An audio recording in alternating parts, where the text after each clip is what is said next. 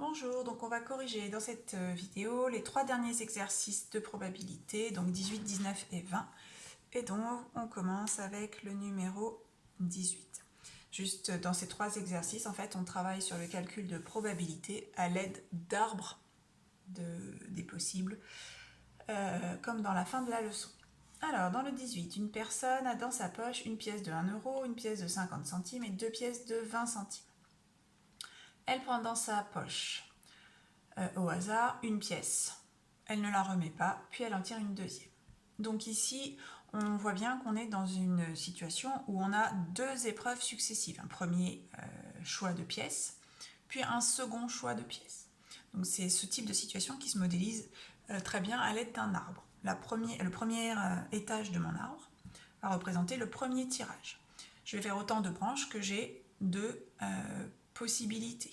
Donc au départ, j'ai 4 issues possibles, puisque soit elle a tiré la pièce de 1 euro, soit la pièce de 50 centimes, soit une des deux pièces de 20 centimes.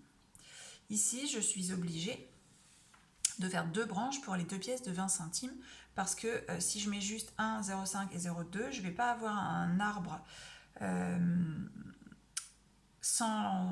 vais être obligée d'indiquer des probabilités sur les branches, parce que tirer 1 euro, ça n'aura pas la même probabilité que d'avoir choisi la pièce de 20 centimes. Donc je suis obligée de faire un arbre avec toutes les issues possibles, même si certaines apparaissent plusieurs fois. Là, j'ai bien une situation d'équiprobabilité. Les 4 pièces ont la même chance d'être tirées si on ne fait pas attention à la taille. Sinon, effectivement, on va peut-être avoir plus de chances de tirer la pièce de 1 euro. Donc ici, du coup, comme les 4 issues sont équiprobables, on n'est pas obligé de mettre les probabilités sur les branches. Ensuite, à l'issue de chaque branche, je vais indiquer ce qui se passe à la deuxième épreuve, c'est-à-dire lors du deuxième tirage de pièces. Alors, ici, ça signifie, la première fois j'ai tiré la pièce de 1 euro, je ne l'ai pas remise. Donc il ne me reste que 3 issues. Puisque la pièce de 1 euro n'y est plus, soit c'est la pièce de 50 centimes, soit c'est une des deux pièces de 20 centimes. Non, j'avais déjà mis là. Soit rien, j'ai tout dit. Ensuite, ici, si j'ai tiré la pièce de 50 centimes, il me reste à nouveau 3 issues, mais pas les mêmes, soit 1 euro, soit 20 centimes, soit 20 centimes. Et là, si j'ai tiré une des deux pièces de 20 centimes, il me reste soit la pièce à 1 euro, soit la pièce de 50, soit la deuxième pièce de 20 centimes. Pareil à la fin. Donc voilà l'arbre qui illustre ma situation. On va pouvoir en déduire les différentes probabilités. Donc, on va les écrire ici. Alors, question 2, probabilité de l'événement A. Les deux pièces sont identiques. Alors, on voit ici que c'est impossible, puisque comme je n'ai qu'une pièce de 1 euro, je ne peux pas tirer deux pièces identiques. Donc, la seule possibilité, c'est quand on tire les pièces de 20 centimes. Donc, on a ce chemin-là qui permet d'y arriver, mais on a aussi celui-ci. Donc on a une probabilité de 2 sur, maintenant il faut que je compte combien j'ai d'issues en tout, j'en ai autant que de lignes à l'arrivée de mon arbre, donc 3 x 4, 12. Alors il n'est pas précisé comment on veut le résultat, donc on va le donner sous forme de fraction simplifiée. Si vous l'avez calculé sous forme décimale, ça fait environ 0,17. Ensuite, probabilité de l'événement B qui est les deux pièces sont différentes. Donc, je vais faire pareil, je vais compter combien de lignes correspondent à un résultat, les deux pièces sont différentes. Donc là, c'est bon, 1 et 0,50. Là, là, là, là, là, là, là, pas ici. Là, là, et pas ici. Donc j'en ai 1, 2, 3, 4, 5, 6, 7, 8, 9, 10 sur 12.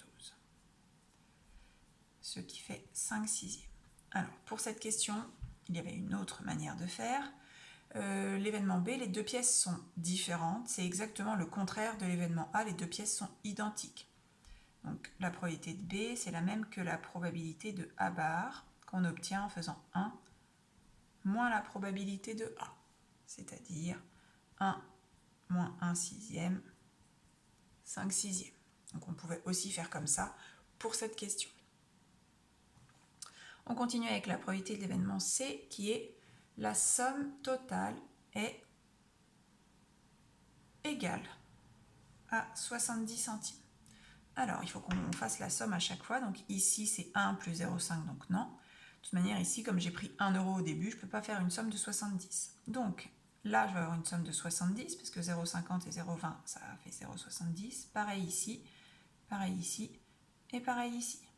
Donc j'ai 4 issues sur 12, c'est-à-dire une chance sur 3 d'obtenir une somme égale à 70 centimes. Et enfin, dernier événement, la somme est supérieure à 1 euro. Alors on va compter, donc ici à chaque fois je vais obtenir une somme supérieure à 1 euro, puisque dès le départ j'ai 1 euro. Donc j'ai les 3 issues qui conviennent. Ensuite ici aussi, pas ces deux-là, celle-ci oui, et celle-ci aussi. Donc j'en ai 6 sur 12, c'est-à-dire une chance sur 2. On passe au numéro 19. Donc, on suppose dans cet exercice 19 que lorsqu'un couple attend un enfant, il est aussi probable qu'il s'agisse d'une fille ou d'un garçon. Donc, on est dans une situation d'équiprobabilité. Représenter à l'aide d'un arbre les possibilités pour une famille de 3 enfants. Donc, cette situation correspond à une expérience à 3 épreuves. Première épreuve, le premier enfant. Deuxième épreuve, le deuxième enfant. Troisième épreuve, le troisième enfant. Donc, je vais avoir un arbre avec 3 étages, 3 niveaux. Pour chaque niveau, je vais représenter les issues possibles. Donc, il n'y a que 2 issues. Fille ou garçon avec la même probabilité. Ça, c'est pour la première épreuve, le premier enfant. Ensuite, j'ai pour le deuxième enfant les mêmes issues. Et enfin, troisième enfant, même chose, fille, garçon, fille, garçon. Voilà, donc là, c'est premier enfant, deuxième enfant, troisième enfant. À la fin, du coup, je peux voir que j'ai 8 issues possibles différentes, puisque j'ai 8 lignes à la fin de mon arbre. Alors, deuxième question, ça c'était pour la première. Quelle est la probabilité de n'avoir que des garçons? Alors, que des garçons, ça correspond à un seul chemin, celui-ci, donc une seule issue à la fin. Une chance sur 8 de n'avoir que des enfants. On va donner le résultat en pourcentage. Donc 1 divisé par 8, ça fait 0,125, c'est-à-dire 12,5%. Ensuite, question 3. La probabilité d'avoir une fille en dernier. Alors là, il suffit que je regarde. Ça, c'est le dernier enfant. Donc une fille en dernier, il y a celle-ci, celle-ci, celle-ci et celle-ci. Donc 4 sur 8, ça fait 0,5, soit 50%. Et enfin, quatrième question, la probabilité d'avoir 2 garçons. Alors là, il faut que je regarde un peu plus près. Donc ici, c'est que des filles, F, F, F, donc non. Ensuite, ici, c'est fille, fille, garçon, donc non. Là, non plus. Ici, on a bien 2 garçons. Ici, non. Ici, oui. Et ici, oui. Donc, la probabilité cherchée, elle est de 3/8, ce qui fait 0,375, c'est-à-dire 37,5%. Et c'est terminé pour le 19. On passe au numéro 20. Alors, dernier exercice de la feuille. Donc, un sac contient une boule verte, une boule rouge, une boule bleue. On tire successivement et avec remise 2 boules du sac dont on regarde la couleur. Alors, c'est peut-être pas très clair. C'est on tire une boule, on la remet, on en tire une deuxième. Représenter toutes les issues possibles à l'aide d'un arbre. Donc ici, on a 2 tirages, donc deux expériences successives. Donc je vais avoir 2 étages à mon arbre. Pour chaque étage, je représente toutes les issues possibles. Comme j'ai 3 couleurs différentes, donc vert, rouge et bleu, je fais 3 branches pour mon premier étage. Et au deuxième étage, même chose. Sachant que les tirages sont avec remise, j'ai les mêmes probabilités la deuxième fois. Voilà, donc on constate qu'à la fin, on a 9 issues possibles puisqu'on a 9 lignes à la fin. On passe à la question 2. Donc la probabilité des événements suivants. Donc E1, on obtient une boule verte. Une seule boule verte. Donc ici, sur la première, c'est pas possible. Là et là, c'est bon, puisqu'on a vert, rouge, vert, bleu. Ici, c'est bon. Après, il n'y en a plus. Et ici, on en a une. Donc 4 sur 9. Il faut arrondir ici au centième. Ça fait environ 0,44. Ensuite, probabilité de E2, l'événement, on obtient au moins une boule verte.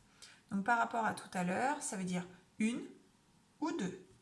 Donc on a juste cet événement à rajouter, donc 5 sur 9, ce qui fait environ 0,56.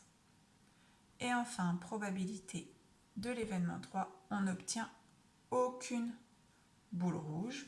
Donc ici c'est bon, là non, là c'est bon, là aussi, non pardon, pas là, aucun des trois là puisqu'on commence par une rouge. Ici c'est bon, pas là, et ici c'est bon. Donc on a à nouveau 4 sur 9, donc environ 0,44. Voilà.